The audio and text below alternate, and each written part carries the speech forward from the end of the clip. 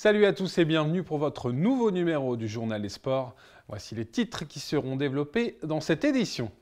Nous débuterons ce journal, une fois n'est pas coutume, avec les filles du Hainaut Volley.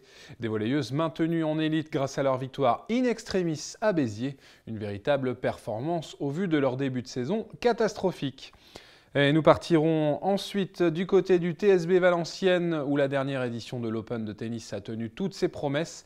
Nous en profiterons pour aller à la rencontre de Patrick Martel, le nouveau président du club valenciennois.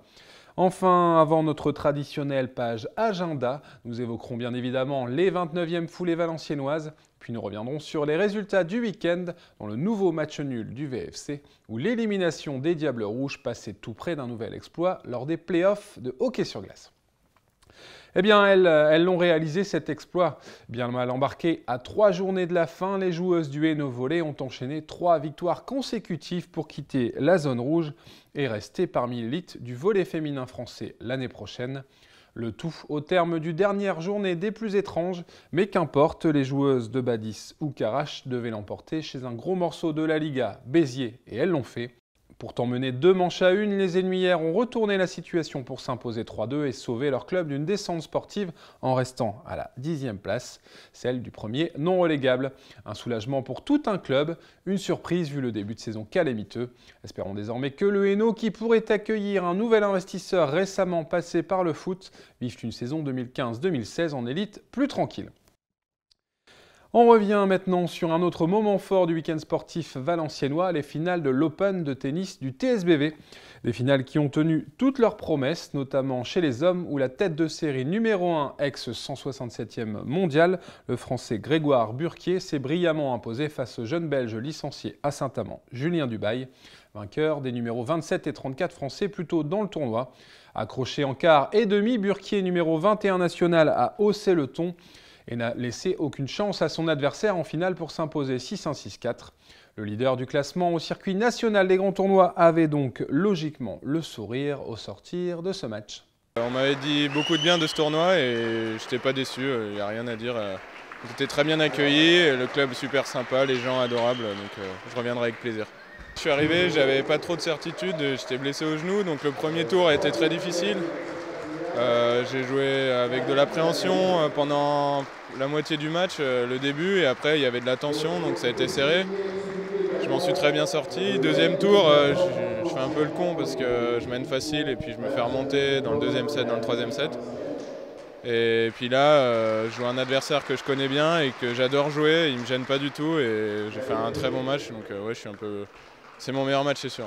C'est pas de jouer au tennis qui me dérange, j'adore toujours ça, mais c'est de voyager et partir tout seul, parce que nous, à notre classement, on est souvent tout seul.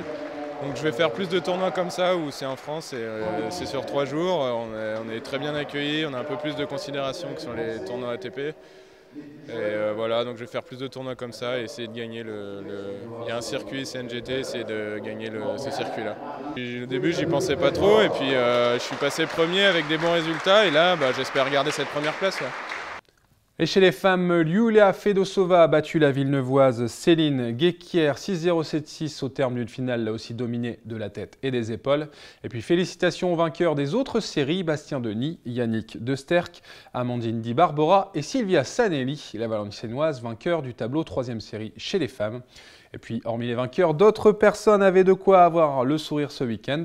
Sylvain Delbove, le directeur du tournoi, ou Patrick Martel, nouveau président du TSBV depuis un mois.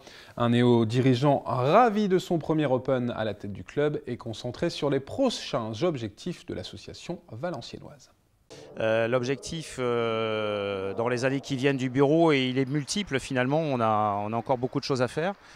D'abord, d'asseoir notre budget, c'est la première des choses. On l'a dit pour l'Open de tennis cette année, mais ça reste vrai. Assurer la pérennité du club dans les temps que nous vivons actuellement et qui seront durables, ça c'est la première des choses. Ensuite, développer notre offre sportive. Notamment, là à côté de moi, j'ai les cours extérieurs. Le cours extérieur, on va certainement, on a envisagé, notamment avec la mairie et sans doute avec l'ancienne métropole, de financer des cours extérieurs. Le tennis, c'est quand même un sport qui joue d'abord dehors, même si on est dans le nord. Il y a des opportunités également au squash de devenir un centre référent, d'organiser des événements assez majeurs. Et quant au badminton, il est en devenir. C'est pour l'instant un club de loisirs, il fait plaisir. À nous à trouver aussi une équipe, une affiliation, des ambitions, voilà, tout en restant posé, pondéré dans nos décisions, dans nos choix, dans nos dépenses. Et on voudrait également créer une section de paddle, une section de speedminton, enfin bref, continuer à être en lettres majuscules, club de raquettes de Valenciennes. Être un club majeur parce qu'on est quand même la deuxième grosse agglo derrière Lille dans la région. Trouver l'offre financière adaptée pour attirer, j'allais dire, tous les publics. Voilà. On a lancé par exemple cette année avec la mairie, on accueille les jeunes en périscolaire. Voilà. On voudrait pouvoir accueillir les étudiants. Nos cours ne sont pas occupés toute la journée. Donc là aussi, comment faire pour attirer les gens toute la journée? Comment faire pour attirer donc les enfants, les étudiants, les gens qui travaillent, les passionnés de tennis, de squash, de bad, les seniors, voilà, trouver les bons créneaux, les bons tarifs pour accueillir un peu tout le monde, tout en restant associatif, je le répète. On ouvre désormais notre page football et le VAFC n'avance toujours pas très vite en Ligue 2. Vendredi soir, il a dû concéder le match nul 1-1 face à l'AC Ajaccio. Pourtant devant suite à l'ouverture du score rapide d'Anthony Le Tallec, son 9e but en championnat cette saison. VA a ensuite souffert, puis réduit à 10 après l'exclusion de Saliou 6.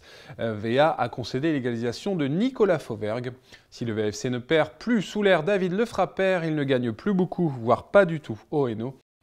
Résultat, au classement, VA est 16e mais se retrouve à nouveau sous la menace de Tours. Le premier relégable, 3 points derrière. Pas idéal avant un déplacement compliqué en clôture de la 31e journée sur la pelouse du second Angers. Le coup d'envoi de la rencontre sera donné le lundi 13 avril à 20h30. Un match diffusé en direct sur Eurosport. Puis du côté du foot amateur, belle victoire de Dutemple 2-0 sur Reims-Vicoigne en match en retard. Quatrième de sa poule de promotion en honneur du Temple, s'il veut viser plus haut, devra réaliser un exploit ce week-end chez le leader Arles-Féchin. Puis en district, joli succès également pour Saint-Va 4-2 à Tivancelles. Les cheminots 5e en 2e division se rendent à Poix-du-Nord dimanche 12 avec un coup d'envoi à 15h. Même jour et même heure pour Summer en première division, mais cette fois-ci à domicile face à Aniche, un mal classé. On revient maintenant sur la belle performance des Diables Rouges en play-off de Division 3. Des hockeyeurs sur glace qui ont frôlé un nouvel exploit en play-off après celui réalisé en 8e de finale face à Nantes. C'était cette fois-ci ce lundi de Pâques en quart et face à Wascal. Les Diables qui ont failli retourner une situation mal embarquée, défait 4-0 à l'aller à domicile. Ils ont produit 2 premiers tiers-temps quasi parfaits pour faire douter les joueurs de Wascal dans leur patinoire, avec notamment 3 buts de leur entraîneur-joueur Anthony Vagré. Les Diables ont même mené jusqu'à 5-1 aux portes de la qualification des demi-finales, mais malheureusement ils ont connu une dernière période plus compliquée et ne se sont imposés que 5-3. Une victoire certes belle mais insuffisante pour leur offrir une qualification. Mais quel panache et quel play-off pour des Valenciennois qui, année après année, régalent leur public toujours plus nombreux. Vivement la saison prochaine. Et on ouvre désormais notre traditionnelle page agenda avec le Hockey Club de Valenciennes. Des hockeyeurs sur gazon actuellement 3e de leur poule et qui pourraient se rapprocher du maintien en élite en cas de succès dimanche après-midi face au stade Paris-Jean-Bouin. Coup d'envoi de la rencontre à 15h au stade Vauban. Autre équipe valenciennoise sur le pont ce week-end, l'USTT Valenciennes, elle aussi à domicile. Les pongistes, eux, sont déjà maintenus en National 3 et ils pourraient même grimper à la 4e place de leur poule en cas de succès lors de la dernière journée, ce samedi 11 avril à 17h pour la réception de Morez au Jura. Et puis ce même week-end, vous le savez sans doute, le dimanche 12 avril, c'est évidemment un des temps forts de l'année sportive valenciennoise avec la tenue des 29e foulées du même nom. Les départs débuteront dès 9h15 avec la randonnée, puis la course phare, le 10 km au label national, suivra dès 9h45. La course la plus fun, le 5 km déguisé, déboudera quant à elle dans les rues valenciennoises dès 11h. Tous les renseignements sont sur le site officiel de l'événement www.lesfouleesvalenciennoises.com. Enfin, avant de nous quitter, n'oubliez pas de noter dans vos agendas la prochaine grande compétition d'escrime qui aura lieu à Valenciennes le week-end suivant. Ce sera au Tertial le dimanche 19 avril de 9h à 16h avec le championnat interrégional et l'entrée sera gratuite. Voilà, c'est la fin de votre journal des sports. Merci de l'avoir suivi. Très bonnes semaines à toutes et à tous. Bye bye.